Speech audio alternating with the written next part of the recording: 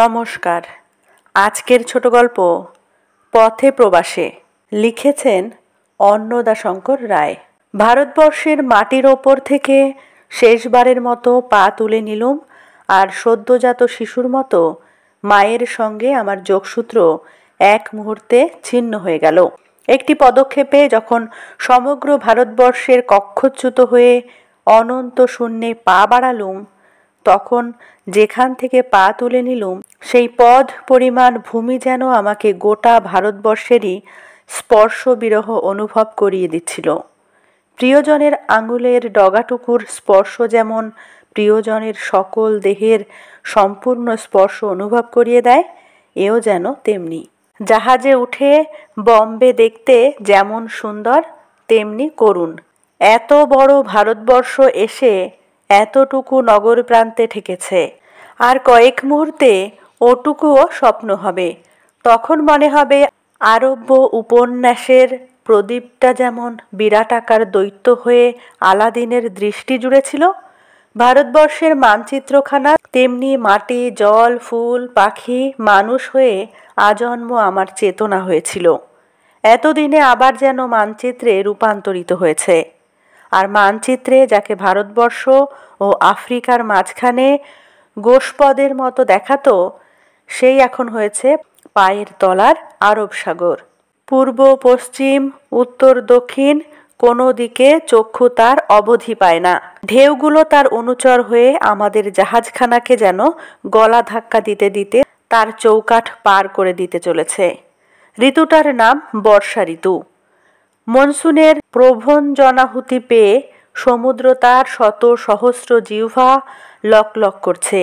জাহাজখানাকে একবার এদিকে কাত করে একবার ওদিকে কাত করে যেন ফুটন্ত তেলে পাঁপড়ের মতো উল্টে পাল্টে ভাজছে। জাহাজ টলতে টলতে চলল, আর জাহাজের অধিকাংশ যাত্রী যাত্রিনী ডেক ছেড়ে শয্যা আশ্রয় করলেন। অসহ্য সমুদ্র পীড়ায় প্রথম 3 দিন আচ্ছন্নের মতো কাটল। কারুর সঙ্গে দেখা হবার জো ছিল না। প্রত্যেকেই নিজের নিজের ক্যাবিনে শয্যাশায়ী। মাঝে মাঝে 2-1 সৌভাগ্যবান দেখা দিয়ে আশ্বাসন করেন, ডেকের খবর দিয়ে যান, আর ক্যাবিন স্টুয়ার্ড খাবার দিয়ে যায়। বলা বাহুল্য, জিহ্বা তা গ্রহণ করতে আপত্তি না করলেও উদর তা রক্ষণ করতে অস্বীকার করে। ক্যাবিনে পড়ে পড়ে বমনে ও উপবাসে দিনের পর রাত, রাতের পর দিন এমন দুঃখে কাটে যে কেউ বা ভাবে যে মরণ হলেই বাঁচি, কেউ বা ভাবে যে মরতে আর দেরি নেই। জানি নে হরবল্লভের মতো কেউ ভাবে কিনা যে মরে তো গেছি, দুর্গা নাম করে কি হবে। সমুদ্র পীড়া যে কি দুঃসহ তা ভুক্তভোগী ছাড়া অপর কেউ ধারণা করতে পারবে না। হাতের কাছে রবীন্দ্রনাথের চয়নিকা, মাথার যন্ত্রণায় অমন লোভনীয় বইও পড়তে ইচ্ছা করে না। ইচ্ছা করে কেবল চুপ করে পড়ে থাকতে, পড়ে পড়ে আকাশ পাতাল ভাবতে। সদ্য দুঃখার্ত কেউ সংকল্প করে ফেললেন যে এডেনে নেমেই দেশে ফিরে যাবেন। সমুদ্র যাত্রার দুর্ভোগ আর সইতে পারবেন না। তাকে স্মরণ করিয়ে দেওয়া হলো, এডেন থেকে দেশে ফিরে যেতে চাইলেও উটের পিঠে চড়ে মরুভূমি পেরিয়ে পারস্যের ভিতর দিয়ে ফেরবার যখন উপায় নেই, তখন ফিরতে হবে সেই সমুদ্র পথেই। আমরা অনেকেই কিন্তু ঠিক করে ফেললুম মার্সেলসে নেমে প্যারিসের পথে লন্ডন যাব। আরব সাগরের পরে যখন লোহিত সাগরে পড়লুম, তখন সমুদ্র পীড়া বাসি হয়ে গেছে। আফ্রিকা আরবের মধ্যবর্তী এই হৃদতুল্য সমুদ্রটি দুর্দান্ত নয়। জাহাজে থেকে থেকে জাহাজটার ওপর মায়া পড়ে গেছে। তখন না মনে পড়ছে দেশকে, না ধারণা করতে পারা যাচ্ছে বিদেশকে। কোথা থেকে এসেছি ভুলে গেছি, কোথায় যাচ্ছি বুঝতে পারছি নে। তখন গতির আনন্দে কেবল ভেসে চলতেই ইচ্ছা করে। কোথাও থামবার বা না থামবার সংকল্প দূর হয়ে যায়। বিগত ও আগতের ভাবনা না ভেবে উপস্থিতের উপর দৃষ্টি ফেললুম। আপাতত আমাদের এই ভাসমান পান্থশালাটার মন ন্যস্ত করলুম। খাওয়া, শোয়া, খেলা, পড়া, গল্প করার যেমন বন্দোবস্ত যে কোনো বড় হোটেলে থাকে, এখানেও তেমনি। কেবল ক্যাবিনগুলো যা যথেষ্ট বড় নয়। ক্যাবিনে শুয়ে থেকে সিন্ধু জননীর দোল খেয়ে মনে হয় খোকাদের মতো দোলনায় শুয়ে দুলছি। সমুদ্র পীড়া যেই সারল, ক্যাবিনের সঙ্গে আমাদের সম্পর্ক অমনি কমল। শোবার সময়টা ছাড়া বাকি সময়টা আমরা ডেকে কিংবা বসবার ঘরে কাটাতুম। ডেকে চেয়ার ফেলে বসে কিংবা পায়চারি করতে করতে সমুদ্র দেখে দেখে চোখ শ্রান্ত হয়ে যায়। চারিদিকে জল আর জল, তাও নিস্তরঙ্গ। কেবল জাহাজের আশেপাশে ছাড়া ঢেউয়ের অস্তিত্ব নেই। যা আছে তা বাতাসের সোহাগ চুম্বনে জলের হৃদয় স্পন্দন। বসবার ঘরে অর্ধশায়িত থেকে খোশ গল্প করতে এর চেয়ে অনেক ভালো লাগে। লোহিত সাগরের পরে ভূমধ্য সাগর, দুইয়ের মাঝখানে যেন একটি সেতু ছিল, নাম সুয়েজ যোজক। এই যোজকের ঘটকালিতে এশিয়া থেকে আফ্রিকার হাত ধরেছিল। সম্প্রতি হাতের জোড় খুলে দুই মহাদেশের মাঝখানে বিয়োগ ঘটিয়ে দেওয়া হয়েছে। যার দ্বারা তা ঘটল তার নাম সুয়েজ ক্যানাল। সুয়েজ ক্যানাল একদিকে বিচ্ছেদ ঘটালো বটে, কিন্তু অন্যদিকে মিলন ঘটালো। লোহিতের সঙ্গে ভূমধ্যের মিলন যেন ভারতের সঙ্গে ইউরোপের মিলন। কলম্বাস যা পারেননি, লেসেপস তা পারলেন। ভূমধ্য ও লোহিতের মধ্যে কয়েক শত মাইলের ব্যবধান। ওইটুকুর জন্যে ভূমধ্যের জাহাজকে লোহিতে আসতে বহু সহস্র মাইল ঘুরে আসতে হতো। মিশরের রাজারা কোন যুগ থেকে এর প্রতিকারের উপায় খুঁজছিলেন। উপায়টা দেখতে গেলে সুবোধ্য। ভূমধ্য ও লোহিতের মধ্যবর্তী ভূখণ্ডটাতে গোটা কয়েক হ্রদ চিরকালই আছে। এই হ্রদগুলোকে দুই সমুদ্রের সঙ্গে ও পরস্পরের সঙ্গে সংযুক্ত করে দিলেই সেই জলপথ দিয়ে এক সমুদ্রের জাহাজ অন্য সমুদ্রে যেতে পায়।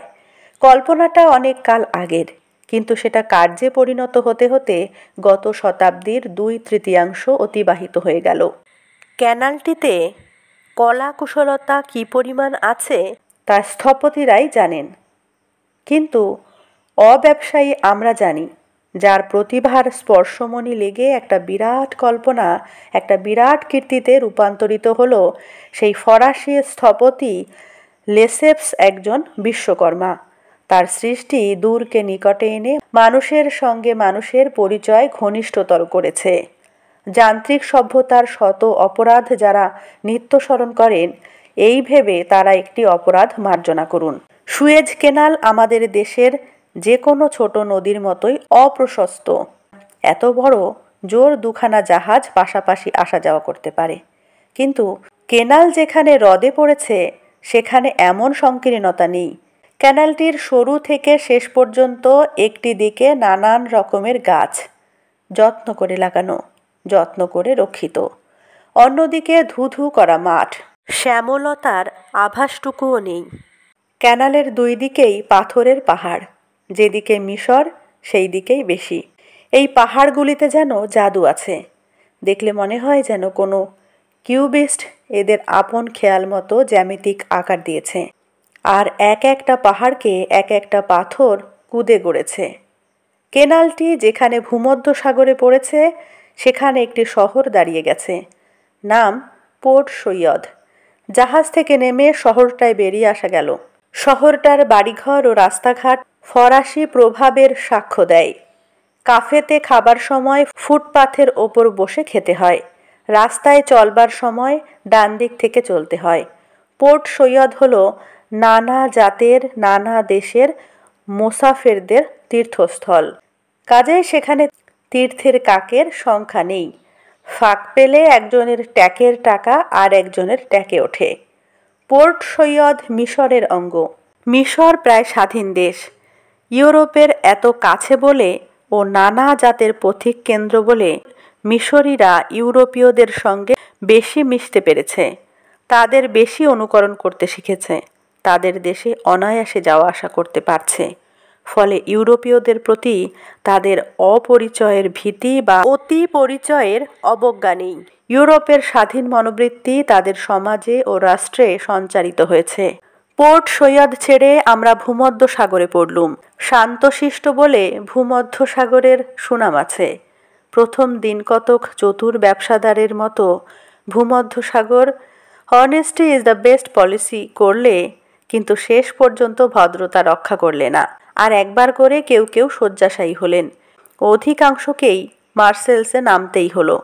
পোর্ট সৈয়দ থেকে মার্সেলস পর্যন্ত জল ছাড়াও দুটি দৃশ্য ছাড়া দেখবার আর কিছু নেই। প্রথমটি ইটালি ও সিসিলির মাঝখানে মেসিনা প্রণালী দিয়ে যাবার সময় দুই ধারের পাহাড়ের সারি। দ্বিতীয়, স্ট্রম্বলি আগ্নেয়গিরি কাছ দিয়ে যাওয়ার সময় পাহাড়ের বুকে রাবণের চিতা। মার্সেলস ভূমধ্য সাগরের সেরা বন্দর ও ফরাসিদের দ্বিতীয় বড় শহর।